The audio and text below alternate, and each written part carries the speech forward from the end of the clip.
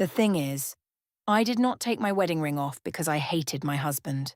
I took it off because I wanted one night where nobody looked at me like someone already owned the answer. One bare finger, 2 glasses of champagne. And of course, I told myself it was harmless. Then my husband walked into the party and saw my hand before he saw my face. By morning, he had made my little performance permanent. My name is Paloma Reyes. I was 34, and I worked as a senior brand strategist for luxury hotels. The thing is, I knew how to make ordinary rooms feel expensive before anyone noticed the dust under the table. One mirror, one gold ring, and of course I told myself I was only checking whether I still looked like myself. That was how it started. Or that was the clean version I used then. Our townhouse bathroom smelled like eucalyptus soap, and the lemon cleaner Elias liked because it made old tiles feel new. My husband was in the hallway kneeling beside the cabinet with a screwdriver between his fingers. The loose hinge had bothered me for 3 weeks. I had mentioned it once while brushing my teeth and never again. Elias remembered. That was his way. He remembered broken things. Years before, when we were still saving money and eating noodles from paper bowls, he used to pick me up after hotel launches with flat shoes and tea in the passenger seat. He never arrived with speeches. He arrived with warm cups, spare socks, and quiet answers to problems I had not admitted were problems yet. Back then, I called that love because I knew how tired my feet were. Now it felt like being managed. I took my wedding ring off before washing my face. It made a small sound in the ceramic dish near the sink. Elias heard it. Of course he heard it. Quiet men hear small things first. He asked if the ring had been bothering me lately. His voice stayed soft, not suspicious, not sharp, just careful. I told him it caught on everything. That was true enough to use. He said I used to twist it when I got nervous. He said it like memory, but I heard a note being taken. My mother used to say that men started counting small habits when they stopped seeing the woman under them. My father had counted her smiles before he left with a younger woman who wore red lipstick in grocery stores.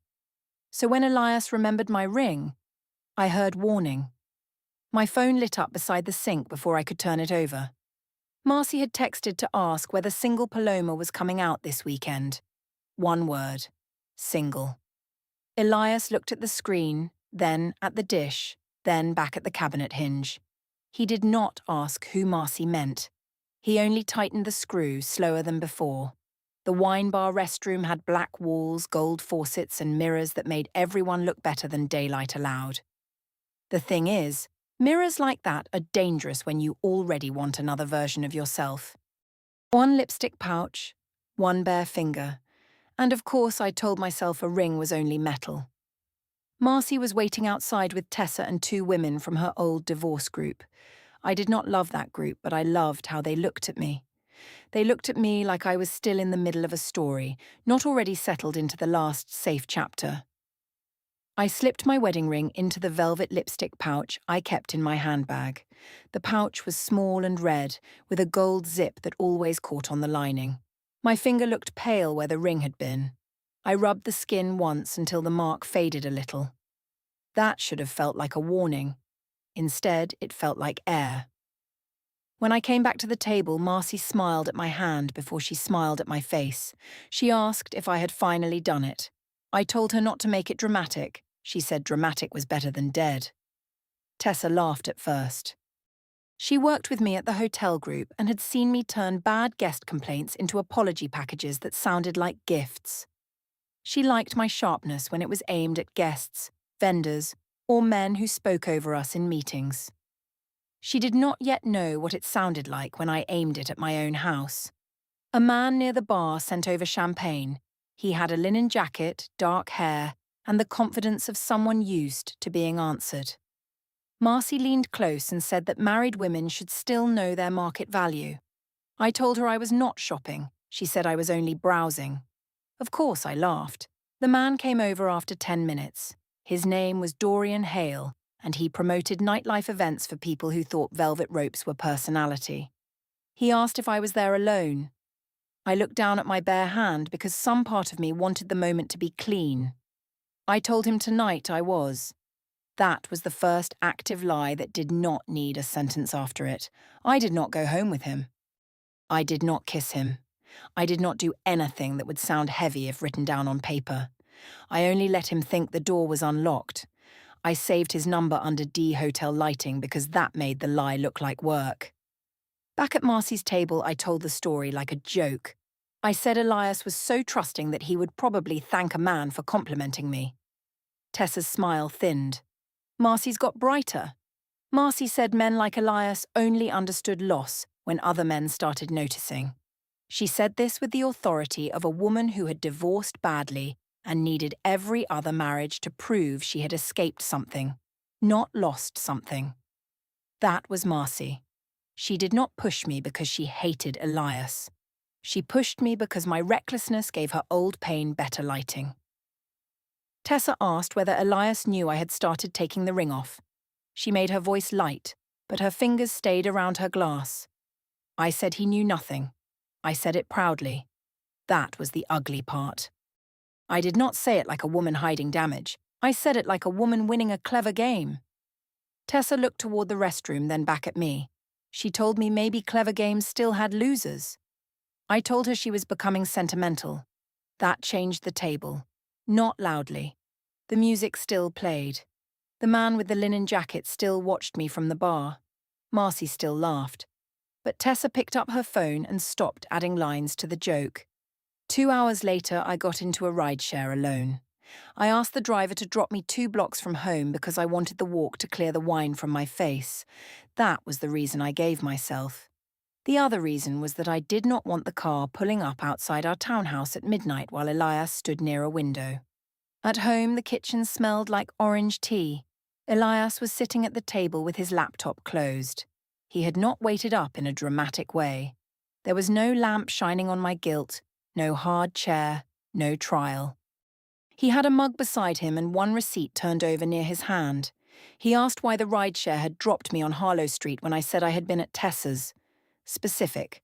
Factual. One named street. One real question.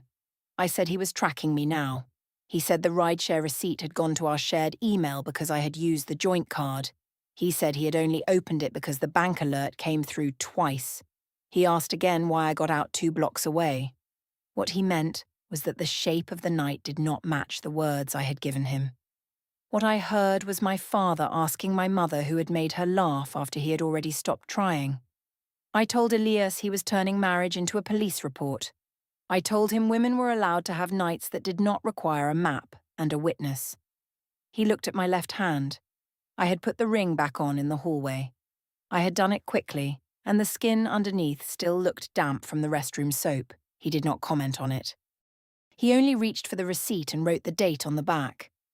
That quiet little movement annoyed me more than any accusation would have. A fight would have given me heat. His note gave me evidence. I asked if he was building a case against me. My voice came out amused, but my hands were busy with my bag.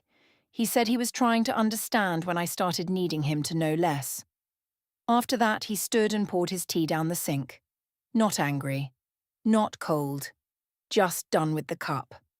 The next morning, Tessa did not answer my first message. Marcy answered in 12 seconds. Of course, I chose the person who made the story easier.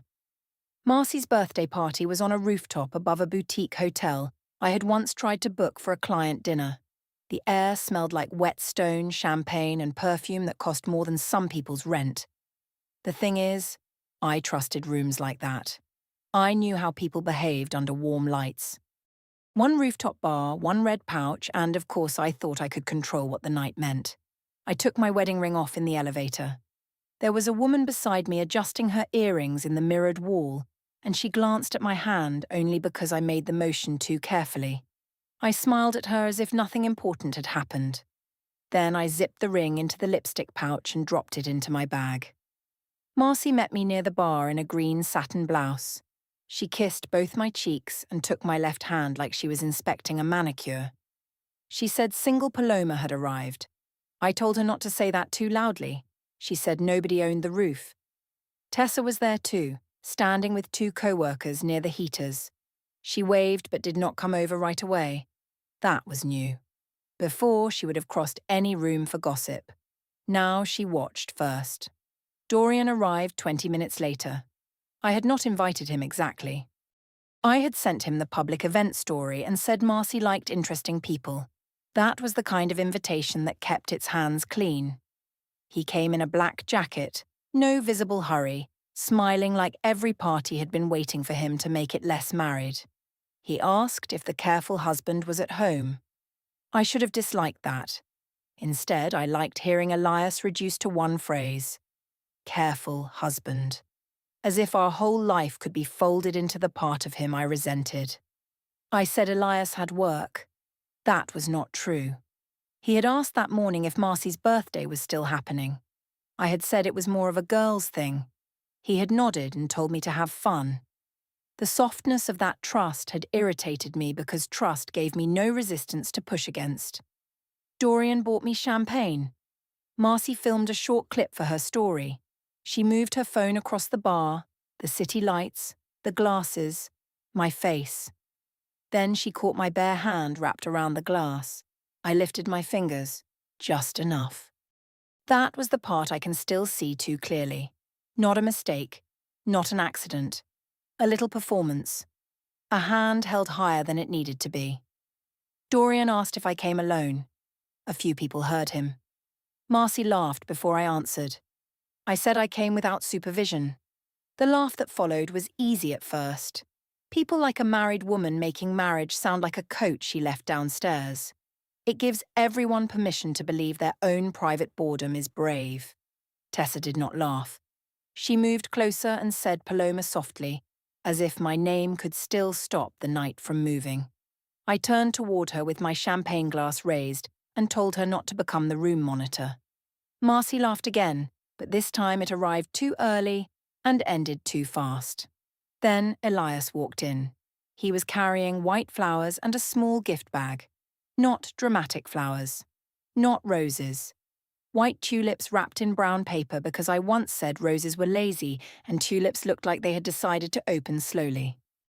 He remembered that. Of course he remembered that. He saw my hand first. That detail has stayed with me in a way I do not like. His eyes did not go to Dorian. They did not go to the champagne. They did not search the room for betrayal like a jealous man in a cheap scene. They went to the empty place on my finger and his face lost one small piece of warmth. I almost saw myself then. Not fully. Not with guilt. Nothing that clean. But for 3 seconds, the rooftop seemed to arrange itself around him instead of me. The flowers in his hand, the ring hidden in my bag. Dorian's smile waiting to see which role he had been given. Marcy's phone lowering half an inch. Tessa looking at the floor because she already knew I would choose the wrong sentence. For those seconds, the truth stood close enough to touch. I had not been proving I was free. I had been inviting strangers to watch my husband discover he had become optional. Then Dorian asked whether Elias was my brother. The room offered me an exit. I could have said husband. I could have taken the flowers. I could have touched Elias's sleeve and made the joke die there. Instead, I laughed because silence would have made me guilty. I said Elias was doing that thing where he appeared whenever I started enjoying myself. The laugh came wrong. Uneven. A few people made sound because people fear being caught outside the winning side. Marcy smiled with her mouth and nothing else. Tessa looked at Elias. Elias placed the flowers on the bar. Carefully. That was almost worse than throwing them down. He asked if I wanted to introduce him properly. I told him he was making every room about his feelings. I said it lightly, because lightness makes cruelty look like charm when the room wants permission. He did not raise his voice. He did not ask Dorian anything. He only looked at me, then at my bare hand, then at the flowers.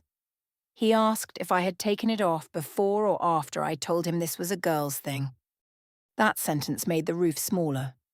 Marcy said his name like she wanted to calm him, though she had helped light the match. Tessa stepped back. Dorian lifted his glass and looked away, suddenly interested in the skyline. Elias reached for his own ring. He did not do it fast. He turned it once, the way people do when metal has lived too long on skin. Then he slid it off and placed it in his jacket pocket. I said he was being theatrical. He nodded like I had confirmed something. Then he told me to enjoy the rest of the party. No one followed him when he walked out. For a while, nobody spoke. Marcy touched my arm, but her fingers did not stay. Dorian asked if things were complicated. I told him they were not. I said Elias liked making quiet scenes because loud ones were too honest for him. Of course, I put the ring back on in the restroom 10 minutes later. The mark on my finger was visible under the gold. The next morning, our townhouse smelled like stale flowers and coffee Elias had made but not poured for me. The thing is, silence in a house is different after other people have heard the thing you were hiding.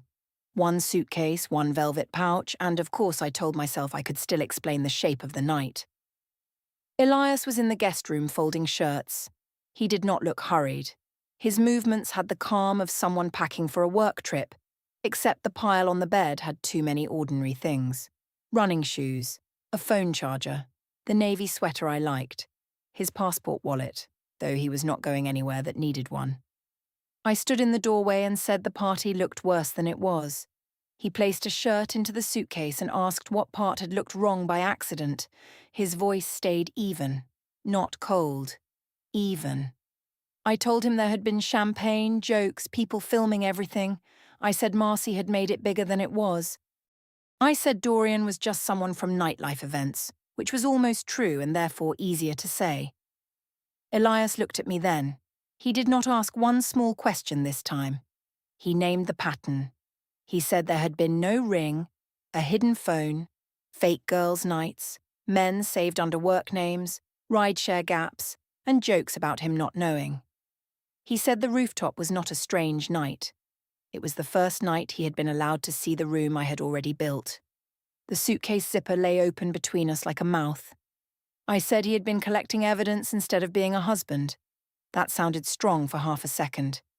He said he had been trying to find out whether he still had a wife. That sentence should have slowed me down. It did slow something in me, but not the part that spoke. The speaking part was angry and scared and trained by old stories from my mother's kitchen. I heard him turning my loneliness into a chart. I heard him making my bare finger louder than his months of making me feel like furniture. So I gave him a controlled truth. I said I liked being noticed. I said I liked not being introduced as someone's wife before anyone had a chance to see me.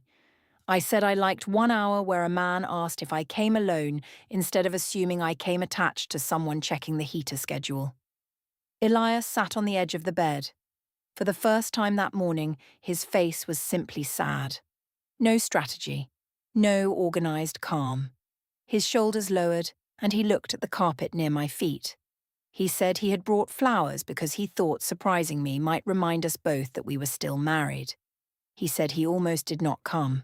He said Marcy had texted him that spouses were welcome, and he had thought maybe I had been waiting for him to decide on his own. A small sound came from the hallway before I answered. Nadia, his sister, stood there with a canvas tool bag in one hand. She had come to return something Elias had left at her apartment after fixing a shelf the week before. Nadia had always looked at me like she was measuring whether I deserved the gentle parts of her brother. I hated her for that, because sometimes I thought she was right. She saw the suitcase. She saw my ring on my finger. She saw the velvet pouch on the dresser. I said Elias was punishing me because I was honest about feeling trapped. Nadia looked at the pouch and asked whether honesty usually needed a hiding place. The thing is, I could handle strangers judging me. Strangers only had the scene in front of them. Nadia had history. She had seen Elias wait outside my events. She had seen him carry boxes, repair shelves, remember birthdays, make himself useful in rooms where I wanted him to be impressive instead. I told Nadia that his family had always enjoyed making me feel judged. I said the Novaks treated concern like a family trade. I said they confused quietness with goodness and expected everyone else to clap. Nadia's face changed. Not enough to give me a fight. Just enough to show I had touched something I could not untouch. Elias asked me to stop. Only that. He said my name and asked me to stop. I misread the softness as another performance. That was my gift then. I could turn any hurt into a tactic if it saved me from seeing the wound. I said he should stop standing there like the victim of a party he chose to crash. I said if he had made me feel desired at home, I would not have needed to remember what desire looked like outside. That one was true. He did not argue it. His eyes moved once to the white tulips from last night, now lying on the hallway table still wrapped in brown paper. He had brought them home. I had not noticed. Nadia put the tool bag down by the door. She told Elias she would wait downstairs. After she left, I changed tactics again. Not remorse. Something smaller and more useful. I sat beside him on the bed and softened my voice. I told him I had gone too far, but that we both knew something had been missing. I said maybe the party could become the ugly thing that forced us to talk. He looked at my hand on his sleeve. For 1 second, I thought he might accept the shape I had offered. Partial blame, shared loneliness, enough truth to cover the lie. Then he reached for the velvet lipstick pouch on the dresser. He opened it, took out my ring from the night before, and placed the pouch beside the gold band on the bed. I had forgotten I had taken the ring out and put it back badly, leaving the pouch unzipped. He said nothing. That was the silent decision marker, though I called it sulking in my head because sulking sounded smaller than leaving. My phone buzzed. Marcy had finally answered the 5 messages I sent after the party. She wrote that things had gotten intense and that maybe I should give Elias space. Space. From Marcy. The woman who had named Single Paloma now sounded like a careful aunt. I typed 3 different replies and deleted them. Elias zipped the suitcase while I watched. The hotel lounge event 3 days later had amber lamps, low music, and small plates that nobody wanted but everyone touched for something to do. The thing is, I knew I should not have gone. 1 work badge, 1 empty ring finger, and of course I told myself it was work adjacent, not personal. The event was not mine. That made it easier to behave badly. I had no guest list to manage, no client to protect, no schedule to blame. Tessa was there because our department had been invited. Dorian was there because nightlife men appeared anywhere lighting made people look expensive. Elias had asked that morning if we could talk before I went. He was standing near the kitchen counter with 2 cups of coffee. Mine was in the blue mug I liked, placed on the counter instead of carried to me. That small change made the whole kitchen feel rented. He said he could accept that I had felt lonely in the marriage. He said he could accept that he had failed to make me feel desired in the way I needed. He said what he could not accept was being made into the fool who did not know he was being mocked. That was his final clean statement. No speech, no begging, no threat. The thing is, the first part was true, and I used the truth like a handle on a blade. I told him he had made me feel like a schedule, not a woman. I said every compliment came with a clock attached. Every act of care came with a repair, a plan, a reminder, or a clean route home. I told him he loved me like a building he wanted to keep safe, not like a woman he was afraid to lose. He did not refute it. That silence should have mattered. Instead, I added the sentence that ruined the last possible mercy.